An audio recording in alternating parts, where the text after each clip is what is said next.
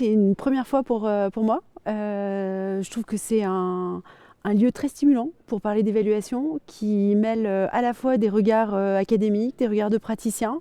Il y a des étudiants, des gens très jeunes, des gens beaucoup plus confirmés, des gens qui viennent de collectivités territoriales. Enfin, c'est vraiment un mix de participantes, de participants et qui amène des visions plurielles autour de ce qu'est l'évaluation des politiques de transition.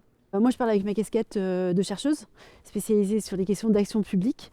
Et donc, de mon point de vue, j'en vois au moins 3 en fait, de défis. Le premier, c'est un défi vraiment de gouvernance. Comment est-ce qu'on organise, comment est-ce qu'on gouverne cette question de la transition. On voit que c'est vraiment un domaine qui est très fragmenté, avec des propositions qui viennent de toute une série d'agences au niveau de l'État, au niveau des différents niveaux de territoire, du secteur privé, des organisations sociales. Donc comment est-ce que tous ces points de vue, ces intérêts se rencontrent? Ils sont souvent contradictoires. Comment est-ce qu'on en débat?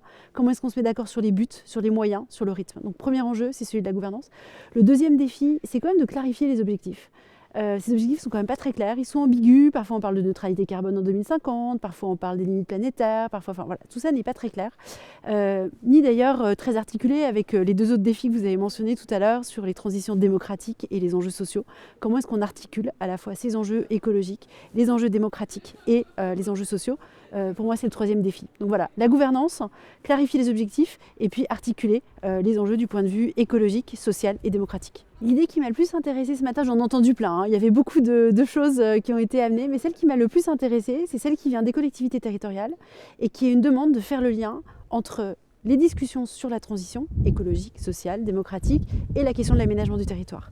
Comment est-ce qu'on réarticule les deux et comment est-ce que l'on peut, à travers ces échanges et ces controverses sur la transition, nourrir aussi une réflexion sur l'aménagement du territoire. Ça me semble aussi être un moyen de revenir sur les objectifs et les buts que l'on se donne collectivement à l'échelle d'une société et pour réarticuler ce que j'identifiais comme un défi tout à l'heure entre le social, l'écologique et puis les enjeux démocratiques. Je ne suis pas une spécialiste de l'évaluation. Moi, je m'intéresse au processus d'action publique, en fait, et qui peuvent ou pas intégrer de l'évaluation. Et généralement, on va avoir de l'évaluation plutôt à la fin pour regarder si les objectifs ont été remplis. Moi, il me semble que l'évaluation remplit d'autres fonctions et que si on l'inscrit au départ, d'abord pour discuter, une évaluation ex ante, déjà pour se mettre d'accord en fait sur de la prévision, de l'anticipation, identifier justement ensemble quels sont ces buts collectifs qui vont être recherchés. Et puis après, une évaluation au fil de l'eau qui va être davantage formative, qui va permettre d'avoir un certain niveau de réflexivité du côté des acteurs, de la manière dont ils vont s'emparer ou pas, s'approprier ces objectifs. Éventuellement, il y a peut-être des ajustements à faire au fur et à mesure. Et bien ça, ce serait sans doute très bien de pouvoir le penser dès le départ. Ce qui me frappe aussi, et peut-être sans être trop longue, sur la place de l'évaluation dans les processus d'action publique, on a finalement en France une démarche évaluative qui est assez peu systématique dans les processus d'action publique. Moi, ça me frappe, je fais beaucoup de comparaisons européennes, l'approche est tout à fait différente dans d'autres pays européens.